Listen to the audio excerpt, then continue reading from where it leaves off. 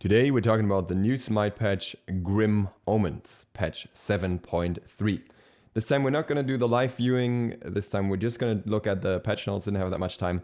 And I'm also not really back yet, there will be a few videos in the upcoming days, but I'm still on a bit of a break, but I wanted to talk about the patch. I felt like that's something worth talking about in between. But this time we're actually going to briefly look at the skins that are coming with this patch, different from the usual. Because there's actually a lot of cool skins in this skin as well. There's a whole divine event going on Battle Pass, so this is part of it, the Jing Wei skin. And I love this, like these types of designs are my thing. This one is part of it as well. I think that was Ra. So same divine theme. And then there is a demonic one, which I actually forgot who it was for. It looks like two was Chak. And last but not least, this is my favorite of the bunch. This is the Geb version of that, and it looks so cool. It looks like this mage castle thing. This is the skin of the patch for me, even though there's another one that's really cool. And then we have a new Skadi skin as well. I don't know why we're getting so many Skadi skins. I'm actually surprised that so many people are playing Skadi. But I guess it's not Conquest players, maybe. I don't know. Then we have a new Medusa skin, which looks kind of cool. Kind of gross tail, basically. So she's going to be different from the usual. Then we have a Merlyn skin. Also pretty cool. And this one is one of my favorites of this patch. I never like it when there's a new Nemesis skin, because I think she has too many skins, but this one looks really cool, so make an exception. Looks a bit like Horizon Zero Dawn style. So, not as techy, obviously. There's another Skadi skin that's more like that, but kind of in that direction a little bit. And then we have an Aphrodite skin. And last but not least, this is the tier 5 Hou Yi skin. We're actually going to hop over here quickly. Slaney posted a clip of the most important part. So he uses all of these animals in his skills. He has a lot of animations in that regard. And he also changes in his looks. But what I really want to show you is this part. I hope you can half decently see it here. In his ult, he summons a giant monster that shoots laser beams. So yeah, these are not always going to be there. I think that's just from a glitch from the PTS, from the VXG animation. I think, if I understood it correctly. On the other hand, they are on these branches there, so they might actually be sitting there. I don't know. They said something about something not being there, but this thing is there for sure. And yeah, it's pretty crazy. It's going to be pretty messy in any mode of the day or similar. And also, there's another thing that is outside of the balance change that I quickly want to talk about. Hi-Rez Expo is coming back to Coop Energy Center and is not longer at DreamHack. If you've been to both events, you probably agree with this, but I think the Coop events were a lot better than the DreamHack events, because it's just more high-risk, more SMITE focused. So this is definitely more interesting in my opinion. Okay, so in terms of how we're getting these skins, again, there's the bundle for the Divine skin thingos. Then the Skadis and the Ghostmancer chest, and everything else is Grim Omens. The tier 5 will be the last reward of the Grim Omens event.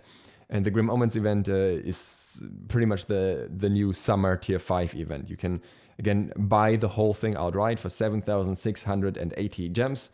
And you can buy individual chapters. And in these chapters, you can buy chests where you can roll the skins off that particular part of the event, and after 6 skins you get an extra skin of some kind, and the chest costs 400 gems, but you can also outright buy any skin of the event for 750 gems if you don't want to participate in the whole thing. And these skins will stay 750 gems after the event as well.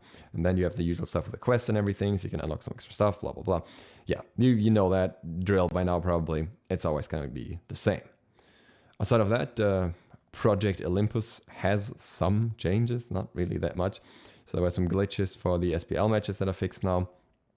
And a reporting tool will make it easier for higher support team to identify players detected by our automated system for review and action. I'm not exactly sure how that's going to work. I haven't watched the patch notes, so maybe they show that in game. But that is going to be interesting if that changes anything about the outcome of reports. And then there's a change to the duration of the assault lobby, and if it's a mode of the day that's assault, you have more time to trade.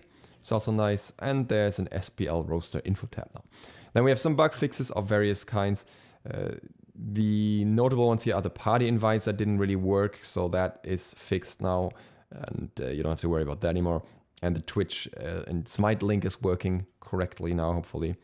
And some builds, some recommended builds that didn't have boots are also fixed.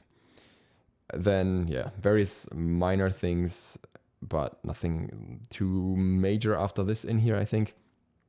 And yeah, the weekend announcers pack has its volume increased because it was a bit quiet.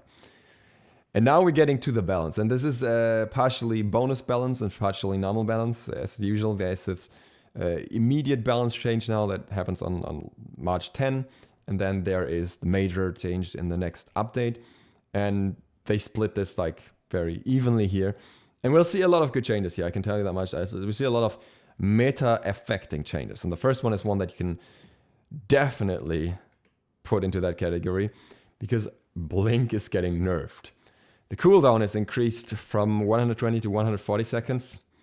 And the range is decreased from 55 to 45 units. So everyone is sad. Brutal Megalini time is sad. Mythimu, whenever he plays Smite, will be very confused.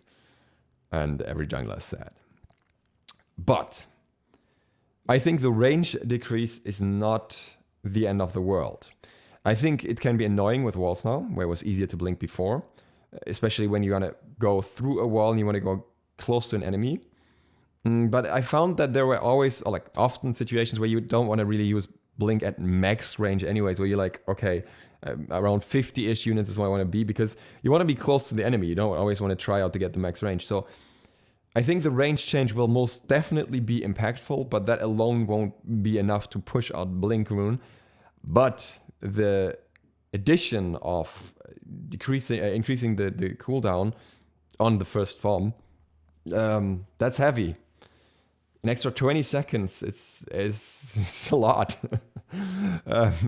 Relic Dagger every game was already a thing before for many supports at least. So yeah, Blink Rune. I think this will have, of course, this will have an effect on junglers, but I think this will also especially have an effect on supports that rely on Blink. I think for those it's really gonna suck because if you use Blink as a main engage and your support otherwise doesn't have the tools to use it effectively, or like to use your own kit that effectively, it's gonna be rough. It's gonna be rough. And you can upgrade it now and then you get the cooldown reduced back down to 120 seconds, but even then the range doesn't change. So yeah. I'm not really sure how to feel about that one yet. I think I'm not happy, obviously, but I can see where it's coming from. I think Blink is very standard on many guys, but at the same time, I also think that so is Beats, so is Aegis, like, so is Teleport. Another nerf, another nerf for the roles I play. Switch from jungle to support, and it doesn't even matter because the item that gets nerfed is affecting both. Junglers get a bit of a buff. Mace price decrease from 700 to 650. This is so that you can start with an extra potion if you want to. You can also start with Hand of the Gods and get a potion. And we get a Transcendence nerf later, which means that Mace is going to be up in viability anyways. And the tier 1 of Mace was just always... Mace, the tier 1 was always kind of annoying compared to the other ones in terms of pricing when it comes to early game builds. So this is a good buff for junglers, even though I don't think it's like a drastic change. If you run Hand of the Gods in early game, you're probably going to back relatively early anyways. One pot is not going to drastically change that at least. Shoes of the Magi was a super awkward item. It's still an awkward item, but it's super strange now. So it gets 8% extra lifesteal now. So it will be a lifesteal AA mage item. And it also gets 100 mana. So I definitely think that we will see this on gods, maybe like Sol or like Freya, like AA mages in general. I don't know, Olorun maybe as well. Though all of them can still make use of CDR.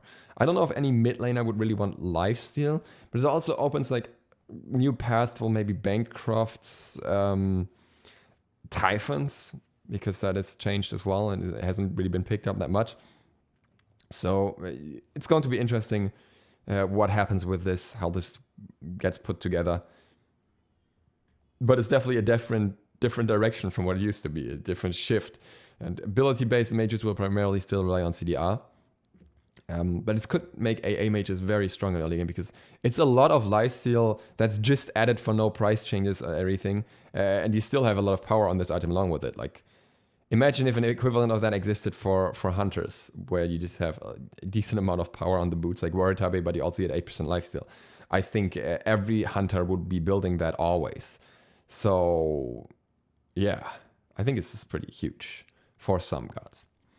Transcendence gets a shift. It's a nerf, but it's a shift. The cooldown reduction is no longer at the start of the item. It's not what you have at the beginning. It's now what you get when the item is fully evolved.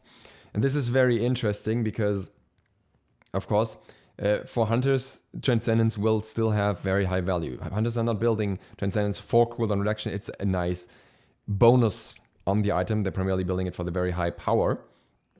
So for them, this means they just get a bit of the power spike later on. The ones that really will suffer here are the junglers, because for junglers, this item over time basically replaced Jotun's Wrath, because everyone figured out, hey, I can do way more damage in later stages of the game, and games are going longer, and I still get at least half the cooldown reduction at that point at the start. I get a bit more mana that way as well, so it's really nice. No longer the case. You will only get that once the item is fully stacked, and it takes a little bit longer to stack Transcendence in the jungle. Of course, it depends on the situation. If your mid laner lets you clear, yeah, good luck with that when does that ever happen. Or if you get a lot of kills or something, sure, there are situations where you can stack it very quickly, but usually it takes a fair bit longer because you have to go from camp to camp, and every camp is just 3 minions, whereas a wave is 6 and often is cleared quicker. Just at least from my experience. So I would say we will see this less on junglers, at least rushed. We might still see something like boots into Crusher or Jotuns or Brawlers and then Transcendence afterwards. But generally, I think there are other items for junglers right now anyways that don't rely, like, you don't rely on the Transcendence Heartseeker combo anymore because you can also go Erendite now. So I don't even think that Transcendence is going to be necessary. I would have rather seen the item be nerfed in another way that keeps it as an interesting option for both junglers and ADCs, but not as overwhelming for either. But that's just what it is. They just don't want to nerf ADCs, I guess. And we get, if you think I'm joking right now, we'll get to that in a bit. Just don't worry, it's getting worse. But other changes here.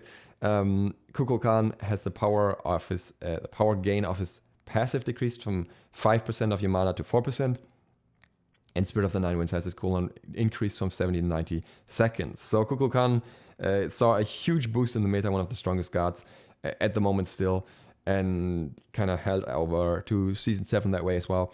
So Hi-Rez decided to nerf him, but not tackle the things that made him strong, like the buff that made him strong before, but shift him in another way, shift the power away from his ultimate a little bit and his general power.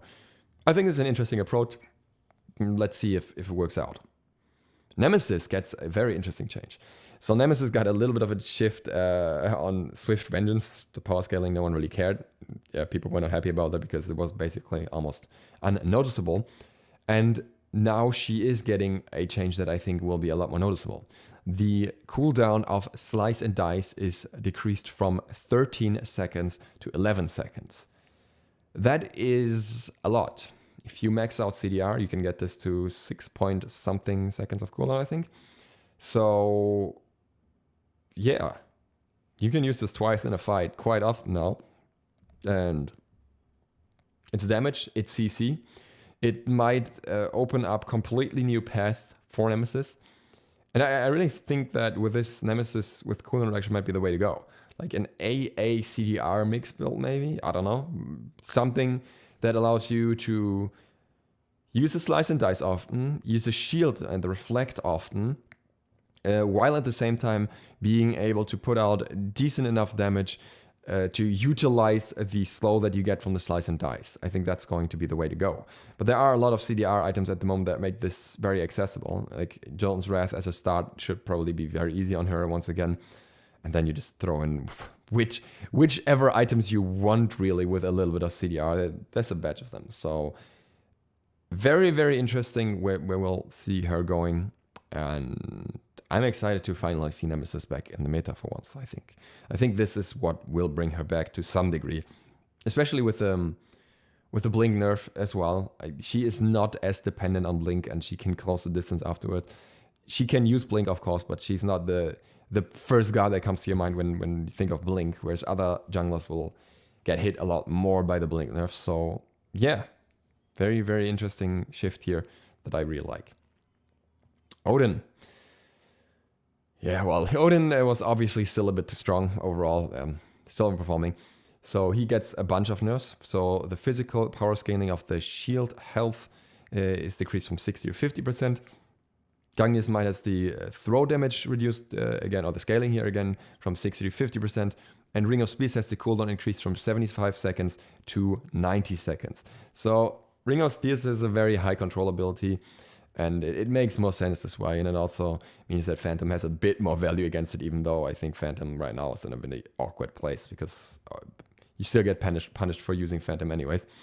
So yeah, it's still, I think, a situation where we have to wonder how will things go for Odin in the long run. Is he still too strong after this? But again, it's a change in the right direction, and we'll have to see how things develop. I'm a bit surprised we're not seeing any adjustments to Bastet at this point. But I guess at the same time, Bastet already saw a bit of a nerf through the Transcendence nerf anyways. So yeah, she got hit another way. And then we have Vaman. Here we actually see a nerf. And this is really funny because he got a buff last patch. So before he got, when he ults and hits an enemy, he gets 5% movement speed, and that stacks up to 3 times. But his stats in the same patch as he got this change actually, like before he got this change, actually went up a lot already. His stats got a lot better, and then he got this buff on top of that. So he went a bit out of control. So now this ability gets a bit of a nerf. The bonus effect remains, but the movement increases now 3% and stacks up to 5 times, meaning it's a bit more rewarding to have more attack speed and to maybe have some sticking power from the start. So maybe you might want to go back to whatever, Haste Katana or something, in order to be able to actually stick to enemies, or at least like a Frostbolt hammer. So yeah, I think it's still a very strong effect even now, even after this nerf. So I think Vamana, yeah, it's still going to be a meta guard. And then we have a bunch of changes that go up with the 7.3 patch, not so on March 24, not on March 10. And that's partially is something that they can't quickly adjust in game. And it, like, basically they don't want to change the code that deeply. And in this case, I guess some changes were just spaced out as well, because some I really can't see how they couldn't just do that, because the first one here is Mage's Blessing, increased magical power from 20 to 30, which I think should be really easy to do, but yeah, I guess something was off with that. In my opinion, an interesting change, because we haven't really seen Mage's Blessing much, because they are just better built path at the moment. If you want to rush like the tier 2 artifact, if you want to rush boots tier 2 and with an artifact, it's all just better than going Mage's Blessing. So I don't know if 10 power is going to change that, but it's at least a step in the right direction. I think Mage's Blessing is an item that actually needs a change. Why they don't nerf Warrior's Blessing in the same breath will forever be beyond me, but that's what it is. And then we have Enchanted Ring. Increased cost from 1,100 to 1,300. All items after that remain the same cost, but also increased the power from 40 to 55. And this is because you'd hold the tier 2 for too long, and then you have this power vacuum where you're not really getting any extra power spikes while you have to wait for the tier 3. And I think that's actually a good change. I think this is, well, it's not necessarily a buff. It makes sense. Like 200 gold for 15 power, I think is rather expensive, but still it'll at least make you a little bit more impactful for the time in between then. So I think that's good. And then we have the absolute most confused change of this patch. I don't know how else to say it. Devour's Gauntlet gets its base lifesteal increased from 10 to 15%. Because Transcendence and Bloodforge exist. More specifically, a lot of hunters are building Transcendence and then are building RC with it most of the time. And a lot of hunters, or some hunters, are rushing Bloodforge for an immediate power spike with the acceptance that you'll have some less lifesteal, but then you also get the shield, which kind of offsets that. And Bloodforge was underrated in that regard for a long, long time, so it was always weird that people didn't really want to build it. Transcendence obviously was more valued on ability-based hunters. Devourer's Gauntlet didn't really have a place, I guess. But that is mostly because Transcendence is too strong. It's not like Bloodforge and Devourers would still compete because one is the early game choice, the other is the late game choice. That, like, if Transcendence didn't exist, not everyone would be rushing Bloodforge. Devourer's Gauntlet is still a good item. Transcendence is just an item that would have needed a nerf, and the nerf that they did now is one that targets assassins or junglers and does not target ADCs nearly as much. So therefore they think they need to buff Devourer's Gauntlet. And I am really upset about this change. And I will explain why, right? Soul Eater got a buff. Soul Eater was aimed at being more effective.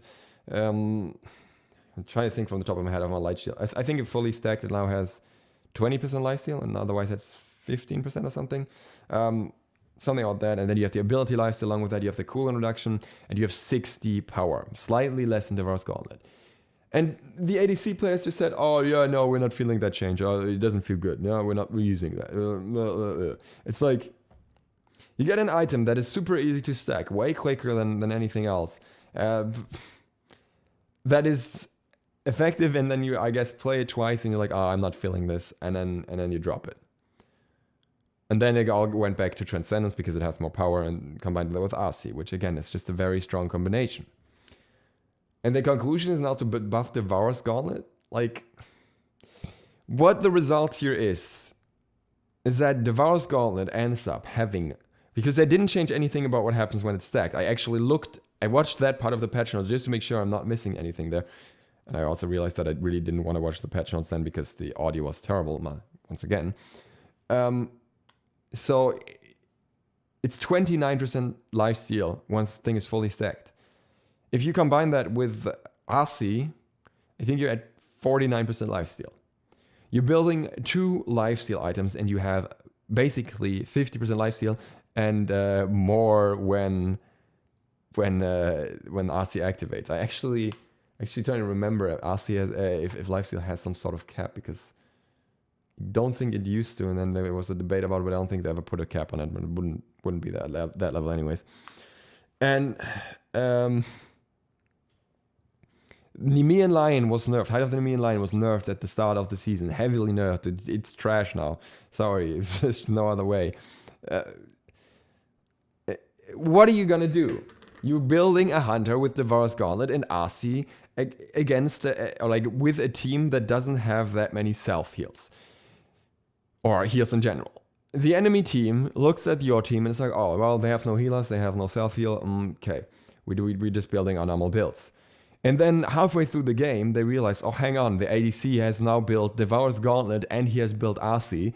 Oh, we all need to shift up our builds immediately and switch to to anti-heal just to counter the lifesteal of one person. That's not gonna work. In most games, that's not even gonna happen. Most people are not gonna build anti-heal because they're not even gonna look at the enemy builds. They're not gonna realize that this is a problem, and they're not going to realize that they can counter this with anti-heal. And you can't even, as an individual, you can't even build Height of the Nemean Lion and say, like, okay, at least I got my bases covered. And that's just what's going to happen. Like, even if you lose a bit of a power spike in lane, you're not going to get bullied out of lane with roughly, like, even if it's not fully stacked, you're like 40% lifesteal or whatever. You're just going to sustain. You're just going to sit under tower and sustain in the worst scenario. Until eventually your enemy runs out of health unless they're running the same build. In which case you are a stalemate anyways. And that's just going to be every game. It's just going to be every game once people figure out that there's not much, of a way to work against that. I just don't know what to say to that. I think it's just such a terrible idea to do this. And it could have been solved so much better. Give devils more power. That would have been the call. Make it 70 or 75 power even at max stack so it can compete with Bloodforge and Transcendence in that way, or nerf Transcendence. But don't give it more lifesteal. And they called this a small buff. They didn't want any drastic changes like with Wukong and Bluestone. I think this is not going to be a small buff. Rant over. I think all the changes in this patch, this is the only one where I just say it's outright bad. Every other change is good or arguable. Like, you can agree or disagree on that, but this one, I'm sure the Hunter mains are still going to find a reason to complain because now crit is not good enough still because Spectral Armor. And if you think I'm kidding, that's actually what one of the pro players wrote on Twitter, and I can't anymore. I can't anymore with Hunters. It's just, I'm sorry. I'm not going to say anymore because I'm just going to get upset. But Aphrodite gets a buff. And that's also, I think, reasonable. She's always been like this weird niche character. So now she gets the cooldown on her kiss reduced from 16 to 12 seconds to 14 to 12 seconds. A little bit less of a punishment for using that early instead of just holding onto your ally the whole time. So I think that's very fair. I think it's very good. And Lovebirds now has an initial hit. 15 to 55 plus 50% of your magical power. Very good in my opinion. I think it always felt weird how that ability comes off so delayed, and so you kind of wonder if you even hit the enemy. So now you have a confirmation now. They actually say that here as well. It gives you better feedback when an enemy was hit, so that you can decide if you want to follow up on something or if you want to back out. Very reasonable. And it's going to be a little bit more damage that way as well. So yeah, cool. I like that. Cerberus. Base stats increased HP per level from 86 to 95, which is actually quite a fair bit of extra HP. But then also nothing completely crazy. So I'm happy with this, and I can see that Cerberus was not like super meta. Guan Yu, still present, still not overwhelming. And in his case, warriors will remove the camera lock when using this ability, so you can move your camera freely, kind of like with Nemesis, for example. So you're not kind of as confined in your camera movement in teamfight. Nothing major, but just a nice little change. Merlin. Well, he's been very effective for a very long time, and in the new season, he's still effective after all the changes. So now it's time to finally turn him back down a little bit. Dragonfire decreased magical power scaling per tick from 25 to 20%, and Elemental Mastery decreased magical power scaling damage per hit from 20% to 15%. I think especially the first one here is quite impactful because the double fire combo was just a bit too strong in my opinion. Just blew up enemies, especially outside of conquest modes, a bit too quickly. So I can totally see where this is coming from. I think it's a long time coming, really. Wow. Clay Soldiers increased base movement speed from 365 to 365 to 425, meaning they basically keep up better once enemies have boots. And decreased cooldown from 18 seconds to 16 seconds. Nua most certainly wasn't overwhelmingly present either. So again, I think a good change that shifts a little bit in the right direction without making it completely overwhelming. And I think that's the pattern with most changes this patch. So yeah, good. Allrun, Touch of Fate increased Allrun's critical hits from 50% increased damage to 60%. A little bit more. Focus increased damage from 100 to 280 to 110 to 290, so 10 flat. Really not that much, but should help us clear just a little bit. I don't know or at what point this might help and differ between fully clearing archers or not clearing them, so could be interesting. And then Consecration increased slow from 20 to 30%. This is not the ultimate, this is the 3, the knockback, so yeah, very, very small tweaks here. The crit one might be a bit more impactful, but overall, yeah, it's going to be interesting what it does for Allrun. I don't think it's going to shift him heavily, even though it's 3 separate changes. But again, just nice little shifts. Now we actually get to a very big shift, which, in my opinion, is more of a buff. So I'm going to read this one out. Persephone is getting a sweeping list of changes to allow her players to better show their skill with Harvest while reducing her ultimate ability's effectiveness when blindly thrown at an enemy team.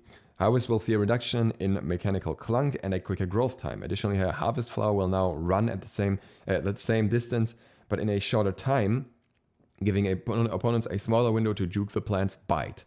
Finally, her ultimate will now be more escapable when trapped alone and will take longer to grab onto enemies as they try to flee its grasp. I have been advocating for some of these changes from the very start, so I'm happy that they're going through. Though it's interesting how they're going through in general. The thing with Persephone that you have to be aware of, Persephone is performing very well on high levels of play, but not nearly as well anywhere below that. So this is basically finding a middle ground for the pro scene and for the non-pro scene. Though I am not sure if this goal will be achieved, but we'll get to that. So Harvest, in general, decreased pre-fire time on the ability from 0.2 seconds to 0.1 seconds, so it's going to be popped a little bit quicker. Decreased minimum distance between harvest placements from 5 units to 2.5 units, meaning you can cluster them a lot better. You will proc multiple at once anyways, but you can, like, even if you want to stack a massive bomb, you can do that a lot easier now. Sprout, decreased time the base harvest plant takes to evolve into a sprout from 4 seconds to 2.5 seconds. This is huge. This means it's much more likely that in a fight you'll be able to get place down plants and just pop them within the same fight without dying in between. And also, this means that you will more often have plants that are already grown into the second stage quickly in a fight, and when you use your 3, you'll get the third stage plants instead. So massive change in my opinion. And likewise, the flower, decreased time the harvest plant takes to evolve into a flower from 24 seconds to 16 seconds. Also massive decrease here, 8 seconds down. So we're going to see a lot more plants, a lot more flowers. And those flowers now have a shorter chase time of 2.2 seconds instead of 3 seconds. But again, with an increased movement speed from 440 to 600, so they're going to be charging at you now, meaning that overall the outcome will be that you will end up with a lot more threat from the plants in any way, really. Sure, you can still juke them, of course, but you just have to be a lot more aware of your surroundings because these plants spawn quicker and run at you quicker.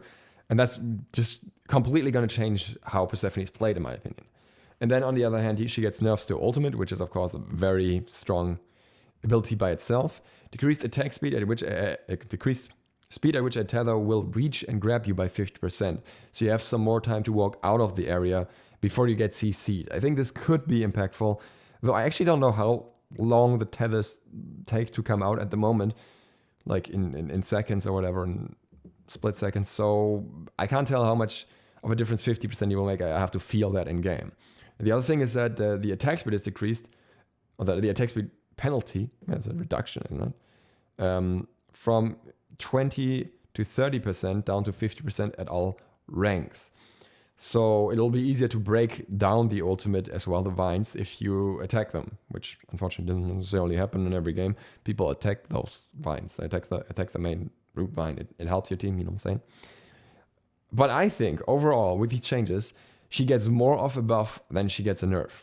I think the harvest changes are so much more impactful than the relatively minor effects of the ultimate, when you can still, hit a heavy chunk of damage on the central target with this anyways, and you still have the CC of it. So I'm surprised by this to some degree. As someone who really likes Persephone and never liked the time it takes to do anything with the plants, I am technically happy about these changes, but then I also think that these changes might make it very overwhelming. So yeah, a bit torn on this one. Like, my heart says I like this, my brain says it's probably not that good. It's probably a bit much. And then we have Sobek. Sobek no longer really a solo laner to the same extent, and therefore he gets buffs now. He got a set of buffs before already. I forgot what there was from the top. They were from the top of my head. I think it was a cooldown on the pluck or something. And now he gets his base HP per level from 86 to 95, similar thing to Cerberus here. But also, Sickening Strike increased healing per hit from 20 to 60 to 30 to 70. And I think that's quite a lot. Like, an extra 30 healing in the early stages if you hit 3 targets, that's pretty good. If it carries over that much to later stages, I don't know. It's not going to be as massive at later stages. At later stages, you use it more for the healing reduction. But overall, I really like it. I think it's really cool. And yeah, I think those are good changes. Sol also gets a bunch of buffs. Now, Sol was somebody who was just not really doing too hot for a long time, no pun intended. And now she will get changes that will definitely impact her. So the heat decay of her passive in general, I think. No, it's the Untitled Manifestation. I don't know. I don't know if it's a passive or a 1. I think it's her 1. I was going to say it's a 1. I don't know. Either way, the decay of the heat... no, it must be the passive because the decay is independent of the ability. Whatever. Decay is reduced by 25%. So you can keep the heat a little bit longer, keep your extra attack speed a little bit longer. So that's definitely impactful. Radiance, this is worded weirdly. Like, what it will no longer have is the ability will no longer push enemies back, minions back. And that's nice because it makes it a bit easier to clear in most situations. And then the big one is Supernova. The time between shots is decreased from 0.24 seconds to 0.18 seconds. So they come out quicker, make it easier to confirm multiple shots on an enemy, especially if you put them like close to each other. And also the heat gain from firing the ability is increased from 10 to 40. So you'll get a lot more extra aggression in general after using the ultimate. And I think those changes in general will make it very, very interesting. Along with the lifesteal boots, which I think will be pretty good for Sol. This might be what brings Sol back at least a little bit. Xingtian, Hook Slam. A decreased duration of the root from 1 second to 2 seconds to 1 second to 1.4 seconds. Putting the control more on the ultimate away from the Hook Slam. Quite significant in my opinion. 0.6 seconds taken off here. Might make it a bit less worth leveling sometimes, depending on what you're planning to level. But he has other tools like to control with the 1, and he has the ultimate. So I think it's fair. It's not going to trash the ability. And the knock up still remains on the ability as well. And Sky Cutting X decreased the damage from 65 to 145 to 60 to 140. It's 5 damage. Yeah, whatever. Twice, 10 damage. But still. I think that part is okay. But yeah, overall, interesting changes. I think I'm happy with most of these. I think there are some good changes in here. I think I'm a bit scared about Persephone. I don't want her to get nerfed again, but I think she should get like a damage nerf to the ultimate or something. I think that would be what she needs. Just to, I don't know, just to take a little bit of damage from her in general. But yeah, the one that I'm not happy about is obviously Devils. I've talked about that in depth now. And I think overall a very good patch with the other interesting stuff that's going on surrounding it as well. So I think this is good. In the next patch, we'll probably see the next god. I've already made a data mining video for that if you want to watch it. And other than that, I'll see you for the next one probably tomorrow, actually. I might have a sponsored video tomorrow. So yeah, just something in between. And then the regular videos will continue a little bit after that. I am still waiting for some people to sort out something for me. Complicated stuff. Other than that, thank you guys very much for watching. DukeSloth out.